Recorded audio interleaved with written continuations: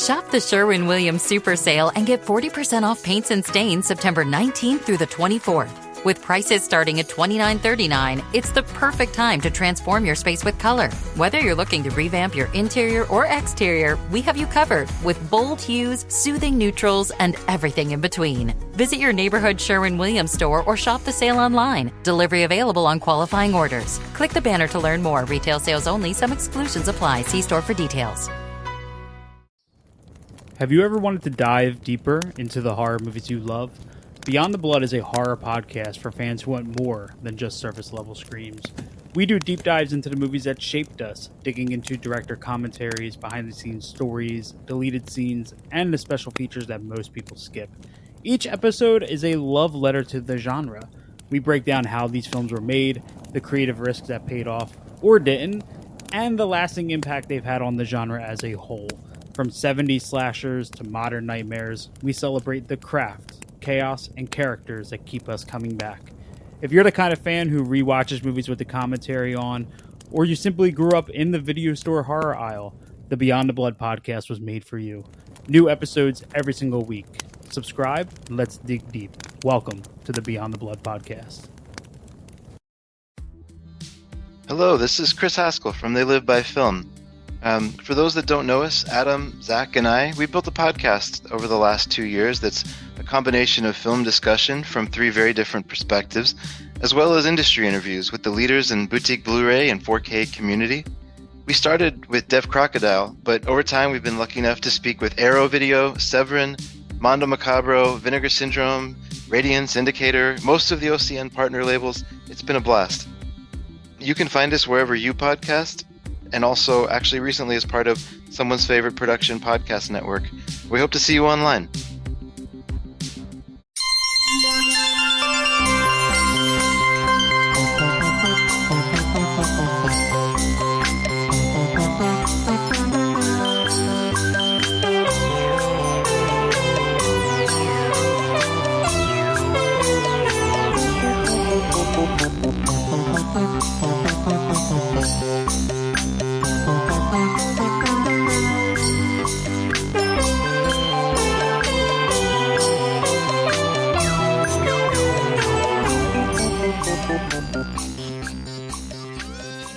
Welcome to Rankin Bass, an offhand joke that became a podcast. I'm your host, Mike White. Joining me is a mouse who wants to save Christmas, Chris Dashew. I have an opinion about Santa Claus, and my singular opinion ruined the holidays. I am the mouse from Fox News. Also along for the ride is the immortal sound imp, Richard Haddam. I'm so happy to be at a table of immortals deciding the fate of who will be the next mortal to put an IM in front of his name. On this podcast, we discuss the works of Arthur Rankin Jr. and Jules Bass, specifically some of their stop motion and animated work. Christmas time is upon us yet again, and if you thought we had exhausted the Rankin and Bass Christmas catalog, you were right and wrong. On this episode, we are going to be discussing 1974's 'Twas the Night Before Christmas and 1985's The Life and Adventures of Santa Claus. Now, I have to say, going into this, fellas, I had seen 'Twas the Night Before Christmas many times, though I forgot most of it, and I had never seen The Life and Adventures of Santa Claus. And I'm looking forward to talking about both of these with you. Can we, the fact that one of these is another Santa story, the last Rankin story, is funny, but man, when you said, Mike, that this is somehow, we've exhausted it, but we haven't, the fact that 'Twas the Night Before Christmas is 25 minutes long is it is they somehow, they found the bottom of the barrel, folks, and they dug right through it. Because it was I just was shocked. I was like, there's actually a story here, huh? Oh, okay. Yeah. Oh, yeah. You didn't know all of the stuff that led up to that night? I mean, it has this freeze frame stuff again where it's like, I bet you're wondering how I got here. I'm Father Mouse. Like, I mean, it is. Look, it's about some asshole kid who ruined a mouse kid who totally ruins Christmas, and his dad brings it to him with tongs. His dad is like, you know what? You ruined it. You ruined it. I hate you. Why are you always like this with your studying and your thinking? Why don't you get out of your head, man? Just accept that things are wild every once in a while. I loved that song. Give Your Heart a Try, otherwise known as Don't Use Logic, Just Believe in Your Feelings. Yeah. He's like, how can you not believe in Christmas? Don't you believe in leprechauns? Yeah. Well, no, Dad. As a matter of fact, I don't. Well, wait, hold on, though. Don't you believe in elves? And don't you believe in... No, I don't believe in any of that stuff, Dad. It's all bullshit. little Penn Jillette. Yeah. Zing. Did you recognize Albert's voice, Tammy Grimes, who was the washerwoman from The Last Unicorn? Oh, no. Richard's favorite, The Last Unicorn, being evoked. We're invoking it once again, Richard, twice in almost a week. My God. Can't you take it easy on me, you guys? I barely recognized George Gobel. Oh my God. It was God. a television comedian and Nazi, I believe. That's George Goebbels. I was like, why is he now doing voice actor work? I guess got to make a living. Looks like he had a long-standing part on a short-standing series about Harper Valley PTA. So it's good when you take a song and make a TV show out of it. Wow. It had Barbara Eden. Hell yes. I love in this universe of 'Twas the Night Before Christmas, similarly to all these Christmas movies where it's weird. Some of these Christmas movies don't have what I would call the real world interacting with the fantasy world of the Christmas world, let's call it. This one has that weird logic of the other ones where it's like Junctionville is a place, and it's like it seems to be the only place that anyone cares about. And it's it's just weird. The scope of these stories is always strange because it's like sometimes Santa Claus delivers toys to everyone, and sometimes it's just Junctionville. Well, no, he was pissed at Junctionville because he was getting trolled by Arthur. Right, but Santa Claus, Albert, whatever, asshole mouse child. Right. And here's the problem, though: Santa decides to not deliver toys to everyone. Then that's right. He's penalizing the entire world because of Albert's letter to the paper. Which is thanks, Albert. That's why the scope of it was like, okay, so Santa is pissed at the world then. The world. Well, okay, for so this one asshole mouse child. Good job. Well, it's like when that kid wrote to Santa, or there was that town, right? That was just like, oh, we don't believe in Santa Claus, and then, or like people started to not believe in Santa Claus. He was starting to lose his power. Yeah, that was another ranking. That was just the like year Freddy without Krueger. A Santa Claus. That's right. Just like That's right. Yeah, Freddy Krueger and Tinkerbell rules apply. Yeah. Once you stop God. believing in Santa, Santa doesn't exist. No, you're thinking of the one where Santa's like, oh, they don't like me anymore. I'm going to take a vacation. And then Shirley Booth or whatever is like, I could be Santa. What was the one where it was Santa's brother and sister in that picture and they were disappearing when Santa wasn't making the right decisions? That's right. Oh, that was back to the Santa. The sister had back to the Santa. Yeah. Oh, God. Had like a Disneyland sweatshirt on. Yeah, I remember that. That's the movie we should make. Back to the Claus, dude. Claus to the future. Santa goes back in time. God. It would be more creative than this, which is just... The Night Before Christmas is such a fantastic story. You read it every year if you have kids. To your kids. At some point they get too old, but you could still do it. It's such a known story. It's kind of part of, I guess, Christmas culture in a way that a lot of other things aren't. None of this other stuff has anything to do with it, and it never will and never caught on. But Chris, let me speak as a producer of television material. Right, please. Go for it. Okay. You got to have stakes. Sure, and kids are watching, and the stakes have to be they're going to lose Christmas, not just Junctionville or Dixietown or whatever. It's got to be, I remember that one. How would I feel it wasn't going to get Christmas because of this mouse? Sure. And so it's like, oh, it can't just be that. It's got to be everybody. It's like movies where when I was, writing movies in the 90s and the big action movies, it was like, well, in your big action movie, is the bad guy, is his plan to blow up, the White House, or is his plan to blow up America? because in one instance you're watching a movie going, oh shit, that guy's going to kill the president, and in another version you're watching going, I'm going to die. Bruce Willis doesn't step it up. Right. I think my bigger issue is 'Twas the Night Before Christmas. It feels almost tacked on, that portion of it. Oh yeah. And that's they could have called this anything. That's my point. My point is more like, oh, it's 'Twas the Night Before Christmas, but you saying that pretty much is just like, it's that intro part. It's the wraparound. Right. It is a wraparound. Yeah. No, they could have called this the Christmas clock or the shitty mouse that ruined Christmas for everybody. I mean, Albert the asshole anti-Christmas mouse. Well, it also doesn't help that we switch from George Gobel being the main narrator throughout, 90% of it? And then when it gets to the poem, it's like Joel Grey's like, hold on. Now it's my turn to shine. Yeah. Willkommen, bienvenue, Christmas. I mean, I do like the poem, 'Twas the Night Before Christmas, so that's good. Well, but it's tough because it's not a story. It's just like, it's an incident. It's like, okay, I woke up, I went downstairs, there was this dude, he winked at me, you know. Well, and it was weird too, because I think the whole family's in on it in this version, where the poem, to your point, is just like the one dude, and Santa's like, hey man, if you spill the beans, you're dead. Right? And he put his glove up to his neck so merry and made a slashing gesture like he would kill me.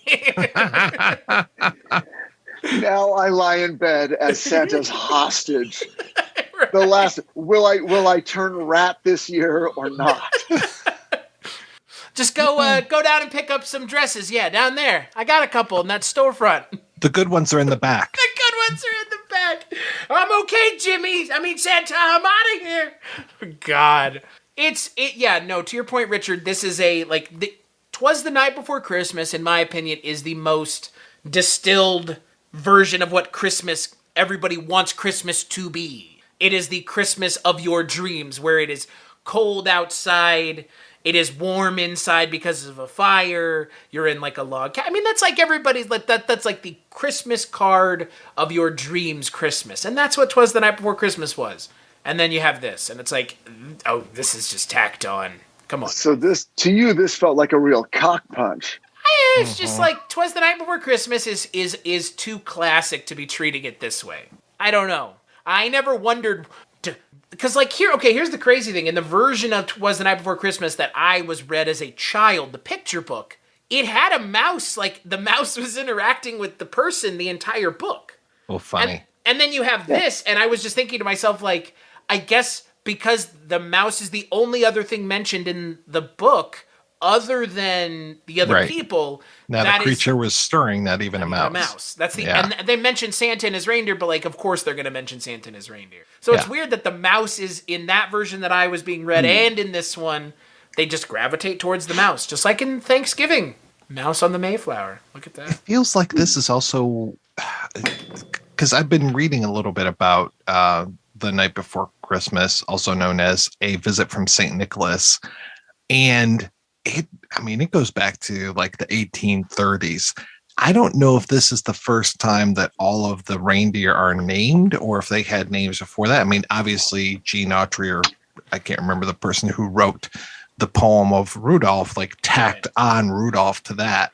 But I mean, I wonder if this is where all the names come from. I think it is. I think so. Yeah, this was where they got names. They did not have names before on Dasher, on Dancer, on Prancer, on Vixen. I mean, and at one point they were Dunder and Blixen. Blixen. What a fucking name that would have been. On Dunder and Mifflin. Yeah, right. Dunder. Isn't Dunder, to call someone a dunderhead is like an idiot? Mm-hmm. But it was a translation of Thunder and Lightning. Oh, Dunder. It's that Germanic thing that runs through Christmas like a bolt of Nazi blood, you know. The Christmas market, in Austria. Mm-hmm. They are very popular this time of year. Frohes Weihnachtsfest. Herr Claus. Herr Claus. Claus. What are you doing, Herr Claus? I will count to 3. There will not be a 4. Good It's Lord. Christmas, Theo. It's the time for miracles. Every miracle needs a hand, from what I have been told. Every miracle. So, is every miracle needs a hand a tacit admittance that there is no such thing as miracles and only miracles are made by people? Yeah, pretty much. Okay. I think they used it that way on South Park when they actually used the song. Yeah. Yeah. I saw that reference on the Wikipedia page and I watched that clip. I'm not a South Park person by any stretch of imagination. I know you are, so I knew you had the reference. So when I saw it, I was like, man, they really took the piss out of this song. The unintended piss out of this song. Well, this was not, I mean, it's one thing to parody, the Misfit song from Rudolph the Red-Nosed Reindeer. To parody a song from this special, which I'm guessing is not one of the more popular specials, because I was unfamiliar with it. I mean, that shows how much those guys love animation and have seen everything, remembered it, and now are just like, let's do that song from that 'Twas the Night Before Christmas thing about the mouse. Let's just make fun of that one. I mean, that's a deep dive. Deep cut, yes. Well, and, to my point earlier, the songs in this are kind of strange. The messaging in these songs are bizarre.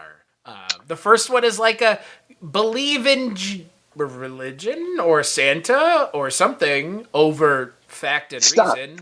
It's like, hey, son, stop being such a square. Yeah. Once you pull your Poindexter nose out of the books and get high with Dad. It's weird because then the second song is there are no such thing as miracles. Yeah. Which goes against the first song almost entirely. No. I think every miracle needs a hand is you have to believe in miracles to get miracles. But every miracle needs a hand means that miracles are not divine in their existence because you have to give them a hand. Well, the philosophers have been arguing this for Isn't that what miracles centuries. are divine intervention, not human beings interceding? Yes. I don't know. I've seen a couple card tricks that I would consider miracles. This is a miracle. Yeah, you 2 hands. Back to Pendulette. It depends on there's the big miracle, and then there's just the sort of more everyday miracle like a of mouse love. fixing a clock. Mm-hmm. Okay, that's fucking science fiction now. I know, right? What miracle is this? I thought though overall it was okay. Mm-hmm. It was short, it was fine, but it was weird because it's like, okay, the best clockmaker in town makes a clock that doesn't work. Then the mouse goes to find out how it works and ruins it, but then just as easily goes and repairs it. Am I getting this right? I thought that the mouse ruined it on purpose. Is that not right? Yeah. No, I think he went to I thought he investigate. sabotaged it. No, I think he was just like, I wanted to go see how it worked, and then things went kerplooey, and then they went kerplop, and it's like, sorry, I messed up. I got in the works, and it all came apart. Nice going, Albert. It's like, you know what, Albert? Do that? It's like, first you write that letter, then this. I know. I'm beginning to really, really dislike you as my child. Maybe you just leave. You know what? We never wanted you. Your mother wanted you. I didn't want you. Richard, this is getting real. Rich, this is Christmas all over again. Christmas at the Haddams, folks. Did I talk about the seasonal depression is real. Mm-hmm. It's not getting around. Yeah, it was serviceable and short, like Richard said. People have said that of me. Wow. I was glad to hear John McGiver's voice in here as the mayor. He's mostly known when he's the dad from Mary Poppins. He's got that very proper English accent. Things must be run according to efficiency. There will be a schedule. I'm actually just trying to do Gilbert Gottfried's famous impression of John MacGyver that he does on almost every one of his podcasts.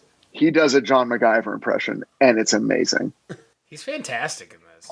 I mean, all the people are great. You know what's most surprising is there's no Paul Frees.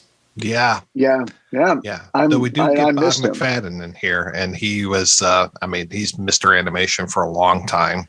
That's fair. I mean, yeah, his voice was recognizable, but it's always weird to see Paul Frees not in these, given how much he's in almost all of them. Oh, yeah. We just saw Paul Frees in that Harry Nilsson thing. He did like half the voices in that. That's what he was up to. He was working on other stuff. What is that, the point? Yeah, he does like half the voices in it. I believe He's pretty good. He is the voice of Lino, Bob McFadden is. So that's right. Speaking of Bob McFadden, he does voices in the other special we're going to be talking about today. Oh. Look at that. Richard is like amped up. That's a transition, folks. All right. Life and Adventures of Santa Claus, 1985. Also made again in 2000 with Robbie Benson. But this was a Rankin Bass production written by Jules Bass, but based on a book by L. Frank Baum dating all the way back to the turn of the 20th century. I think it was 1902 he wrote the book. And it is so interesting because we've talked about the origin story of Santa Claus before, and here we have it again. Some of the things are similar, but then others are completely different. And I didn't have any edibles Friday night, but I felt fucking high while I was watching this. I would say, Mike, I don't think to any point up until this moment have we really talked about the origins of Santa Claus. Have we really talked about the origins of Santa Claus? Because Santa was not raised by a lion up until this point, and I would contend that's the only version of Santa Claus I want to know about. This is the new gospel. This is canon, this is real, and this is indisputable. I was so confused. So the movie starts with this guy, the Great Ack, right? And he's talking about like, oh yeah, tonight it's the end of Santa's life, and he's gonna be visited by death unless we turn him into an immortal. And then he starts telling the story about how he found Santa as a little foundling, which is similar to what we've seen before. But then it's so fucked up, man, because then all of a sudden there's like one of these wood elves, Nizelle, I think her name is. It's like, oh, what's a baby? I don't understand what a baby is. And he's like, oh, well, yeah, we were all created and born this way, full grown adults, which is really fucked up again.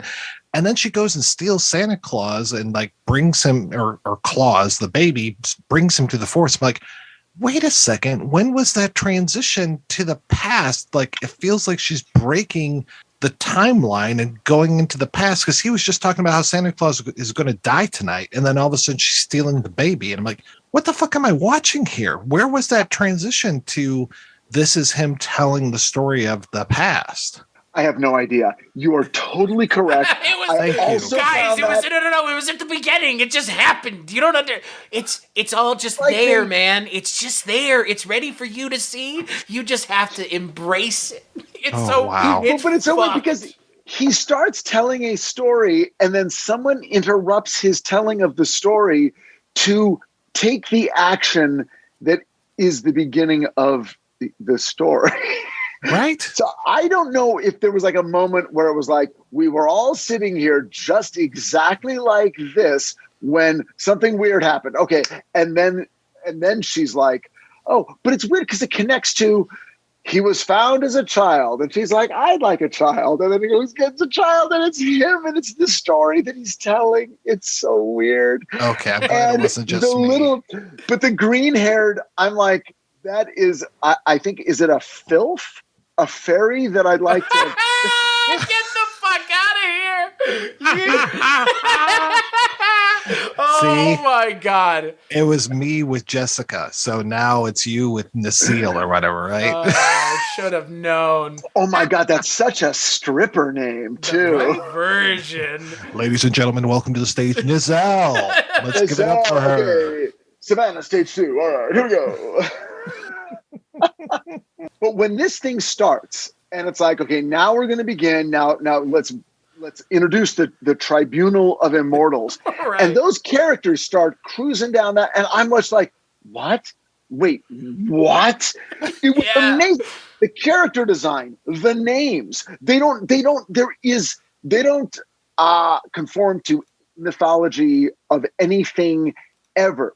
and they're creepy. I mean, this thing is practically the Nightmare Before Christmas. Did I straight up said like a year ago that I watched this, and I remember saying something different. This is a fucking insanity, and it is bizarre. It's so it is. If you've been listening with us up until this point, all the Christmas stuff has felt very much in the same world of normal Christmas stuff. And then this is like literally on the other side of the fucking far side of the moon. It's like the Star Wars Christmas special. It is. But with a lot less sexy Harvey Korman, so... Whipster. Yeah. And that Star Wars Christmas special gets a bad rap, folks. But not only that, but this one is like dire.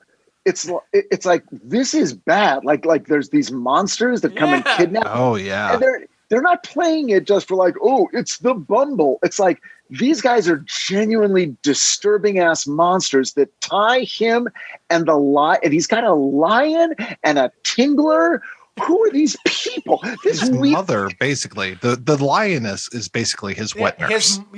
Yes. This is he's like Romulus and Remus. He's raised by an animal. Totally, yeah. Yeah.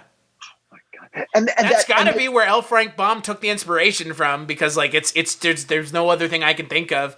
Babies being nursed by a large animal. Yeah.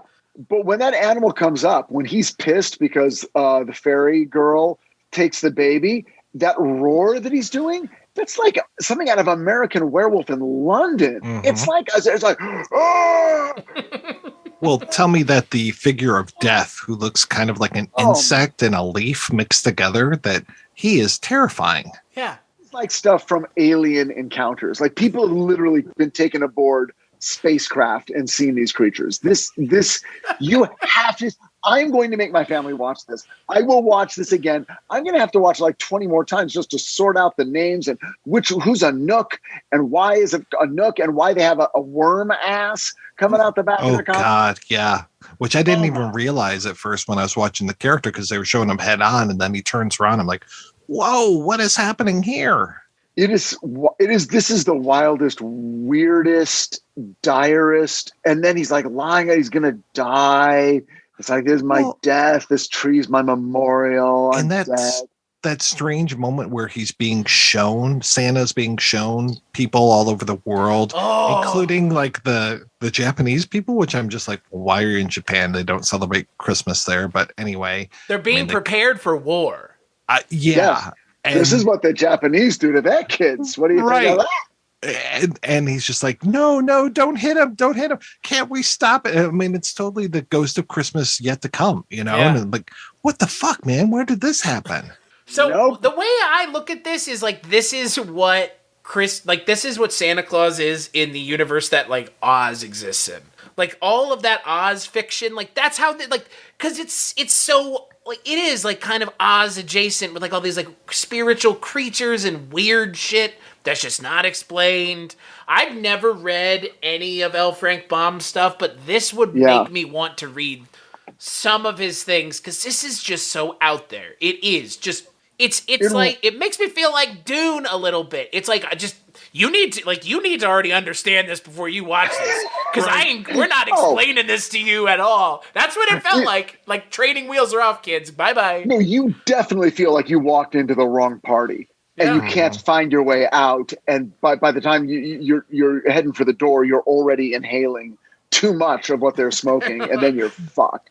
It is incredible. I mean, I honestly think that the character designs and all that stuff is just kind of off the charts. I mean, it's one of their later ones. I think it's their last one, right? 85. Yeah. Man, they went out with it.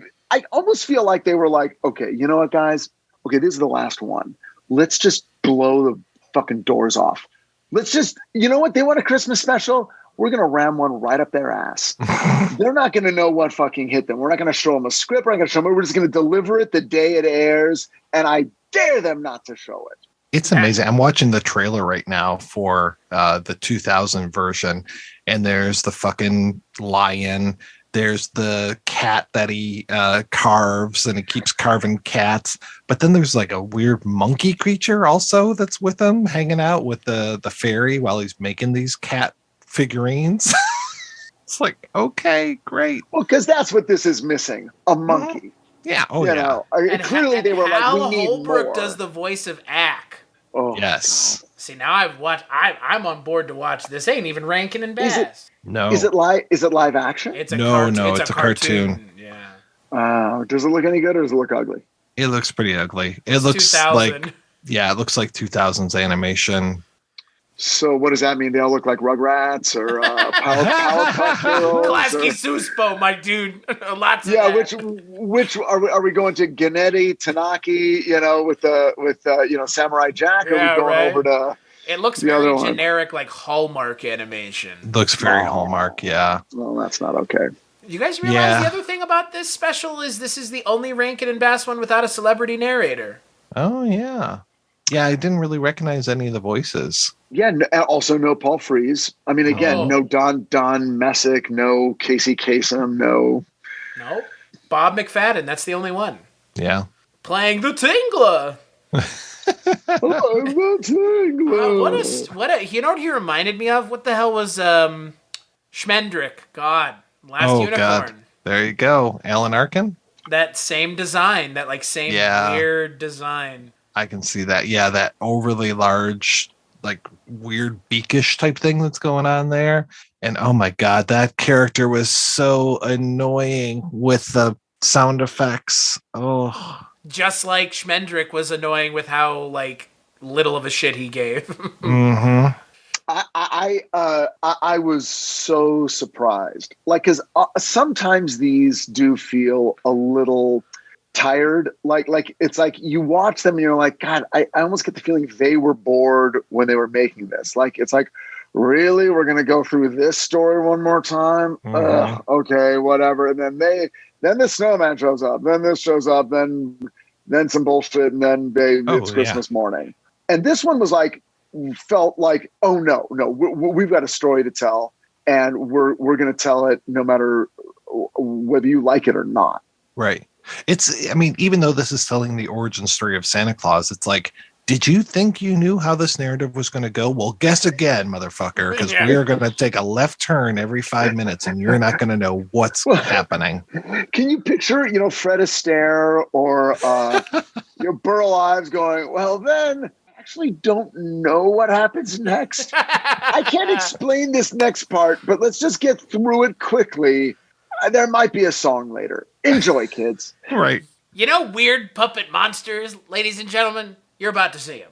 Oh, yeah. Very yeah. strange. The Auguas, as they're called, are some of the most distinctly horrifying creations that they have ever put to animagic, I guess is what they're still calling this. Yeah. That's a design. It's not just a repurposed dragon. It is a pretty scary looking for little kids. Oh, yeah.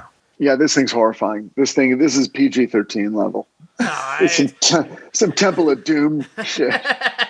It's just it's weird to me that it's strange that this is something that they were like, this is something that they'll like. Like, oh yeah. What? How could they have thought anyone would like this? Or have like a frame of reference for this? Like, I don't think the L. Frank Baum book was burning up the charts in '85. Right. I mean, I kind of love it personally. Oh, I like it. It's just what's weird is like nobody in their right mind should have ever made this. No. Right. Like, No, I like it too because it's strange and it's so out there, but there's no reason this should have been made because this is so bizarre. Mm-hmm. Well, this is when you want to be in those meetings where it's like, okay, well, they want another one, or looks like we're going to do another one this year. And then someone's like, okay, crazy idea. We've never done this. And did they get super, were they like, oh my God, do you realize we could do like 20 new characters we've never done before? Like this is awesome. Like there's a Jar Jar Binks. There's this guy over here with the thing. It's like maybe they were thrilled about it. They almost had to be. There's just too much creativity going on in this to believe that they were bored when they were doing it. I know Frank Baum's name has some swing. I mean, The Wizard of Oz will never not be one of the most well-known films of all time, and he's the one who wrote the source material, so I just don't know if the L. Frank Baum fans were like, yeah, this is so fucking good, because I don't even know if L. Frank Baum fans are a thing. People like The Wizard of Oz, but I don't, other L. Frank Baum stuff hasn't been as clearly well adapted. I mean, if you go to the L. Frank Baum subreddit, I mean, they just tear up the charts every day. There's just so many upvotes on things, all the memes. It's wild. Yeah. Well, okay, so you had Lewis Carroll, the Alice in Wonderland guy, was before Frank Baum? Yeah. I think so, yeah. Frank Baum was in like the early 1900s. Right, okay, yeah. okay. So because this feels almost, it's just like we're just pulling freely from, here's a fairy, here's a wood sprite, here's a weird, I'm the god of the wind, or whatever. Just like in the way the Wizard of Oz felt like it was making up a lot. It's just like I'm just going to reach into the grab bag of the universe's mythological things and just get a bunch of stuff and throw it all on the table and make a story out of it. And that's what this felt like, unified by, and it was, but the story is kind of weird because it's not sentimental in that, well, how did he decide to give away toys? It's like, he is going to die. In his life, has he earned the right to be immortal? And we're going to decide that because literally he's going to like have some fucking embolism tonight and that's it. And we're like, whoa. It's like a Misfits song, Santa's going to die tonight. Oh, Santa's dead. Yeah, there you go. I mean, what's weird is, like you said, Richard, it's presented with no sentimentality for the character of Santa. Yeah. It's just like, nope. Okay. He lives. Like Santa's and they do it. And and they're not like they're not playing Christmas carols. It doesn't end with all them singing jingle bells. It's like, no, he was a good person. So he will live. Now, come on, fairy girl. Let's go get under the mistletoe. Whoa. Christ almighty. Ladies and gentlemen. Richard had him once that fairy bad. Seriously, when you get to the point where you're like, horning after claymation characters, you got to really evaluate where life has brought you. It's a long winter. God. That's right. Something's coming down the chimney. Oh, my God. It's like something's coming up the chimney, my friend. Whoa. Looks like I spilled the eggnog. It's kind of weird, too, because I don't think it's Santa that actually takes out those creatures. It's more like the Great Ack is the guy that's taking care of all of them. Him and all of his cronies are taking care of those guys. So it's like, I would think Santa would have to be the one to somehow figure out a way to either win their hearts over, which seems like the normal way, or murder them. No, he's the totally, real way. You know what? That's a really good point you bring up because he seems almost entirely secular and human. Mm-hmm. Like there is no other than his generosity. He does not perform acts of magic. He calls upon the others to intercede on his behalf. Is that right? He can't even use the reindeer but once a year. Mm-hmm. Yeah. Right. Yeah, he's not magic. He's just like a dude. It's strange. Well, a dude who hangs out with the lion as his mom. Like, okay. Mm-hmm. I mean, that's obviously weird, although lions exist in real life, tinglers don't. But he doesn't. He is. I mean, I guess it makes sense because if your story is will he be granted immortality, for that to have meaning and weight, he has to be as mortal as possible, which means you can't really give him a lot of magic. He's got to feel like us so that we're along for the ride, so that we're also like, wow, how great would that be if I was just nice enough, if I would be granted eternal, oh my God, they're telling the Christ story. This is the story of heaven. Pretty much. I was just going to sit here and wait for Richard to realize what he was talking about. Clearly so was Mike. He went all the way to the edge and he about to jump off, and you saved yourself, Richard. Just when I think it's just a parade of fever dreamed monsters and animals and hot stripper fairies, then I get slapped in the face with the story of Western Christianity. That's right. It's always there, just lurking. Saint Waiting to Claus, get ya. my friend. Mhm. And for that, Darn. he gave up his only begotten Santa Claus. That's right. Hey, look, hey, it's the only one that's kind of overtly had religion in it. I guess not overtly. Well, but metaphorically, Yeah. there's no Jesus. No, the overtly religious one is Drummer Boy. Oh yeah. Yeah, it's fair. Yeah. I mean, I don't that know. one The whole is thing about quoted from the immortality. Bible. Yeah, oh my god. Nestor. Nestor, oh boy. I guess my mind just blocked out last year completely. Nestor, huh? Yeah, guys, we've been doing this for quite some I time. know. Quite some time. Is this the best thing that we've watched? Is this up there? I think it is. For me, it is. Yeah, I think you might be right. I mean, my jaw was just open the whole time. I mean, the rest of the stuff, the stuff especially that we talked about last year, that was just all like nostalgia just running warm through my veins. I mean, the stuff especially like Year Without a Santa Claus and the Heat Miser, the Cold Miser, those are still really solid. But this one might be the most interesting thing that we've seen. Well, this is the one that I feel like I want to go watch again. Having never seen it, I'm like, okay, I got to see this again, probably more than once. There's something very, like David Lynchian about its aesthetic that it's like, okay, something else is going on here. There's almost a little Tim Burton as well, as far as we're talking about the creature designs for those things that are coming. There's the one, he's got 3 eyes and he's got like elbow pads, 3 long fingers on each side, and then the motherfucker, I think he's wearing a fucking fez on this. Oh guy. yeah. Oh God. Right? It's like I want that guy in a t-shirt. I love that the animation style is so, it's not unified. Like there are characters that look Japanese.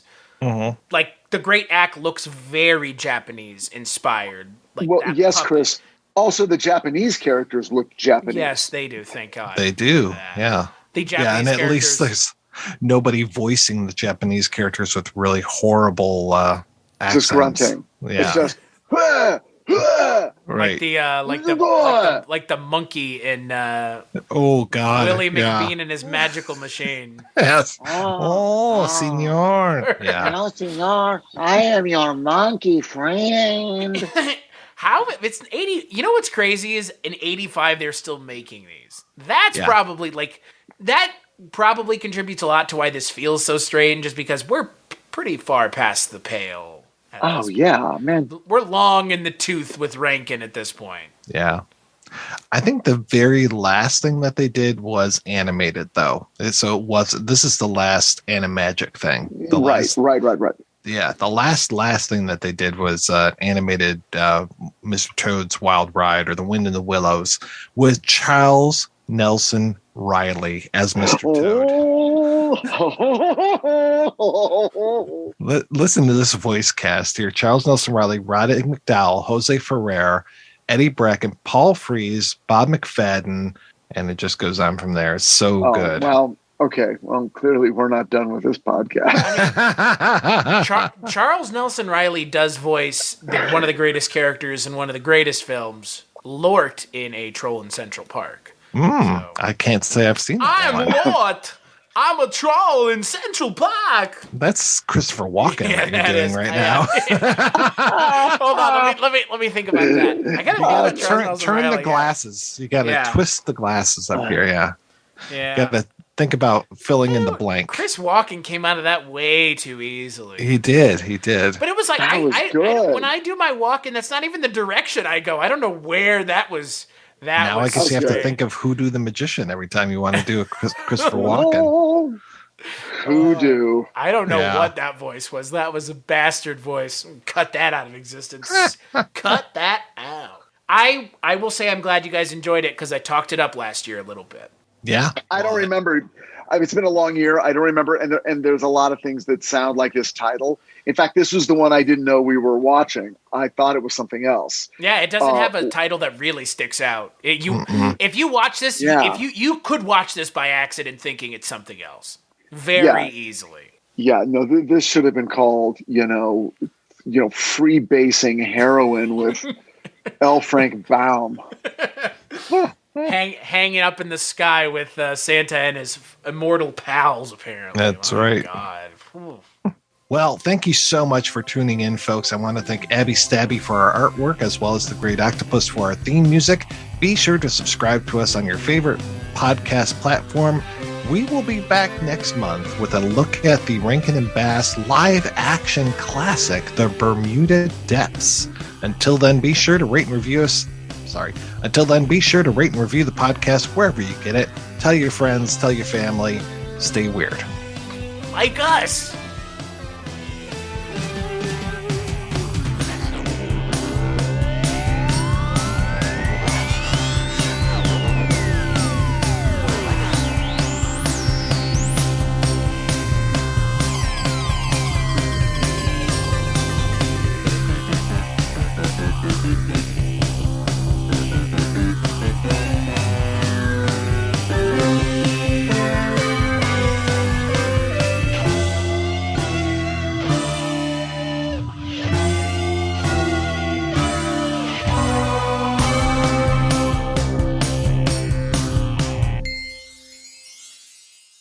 Hello, my name is Kevin Tudor, and I'm one of the 3 hosts of Almost Major, a film podcast dissecting many major indie studios and the films they release. Every week, myself, Charlie Nash, and Bryden Doyle discuss overlooked, forgotten, or bona fide classic indie films via studio-specific miniseries. We've previously covered numerous films from Artisan Entertainment, Lionsgate Films, and New Line Cinema. Titles including The Blair Witch Project, American Psycho, Dogville, But I'm a Cheerleader, Saw, Requiem for a Dream, and Ringmaster, you know, the Jerry Springer film. Anyways, we have a fun time every week and we hope you will join us. Subscribe to Almost Major wherever you get your podcasts. Now proudly a part of the Someone's Favorite Productions podcast network.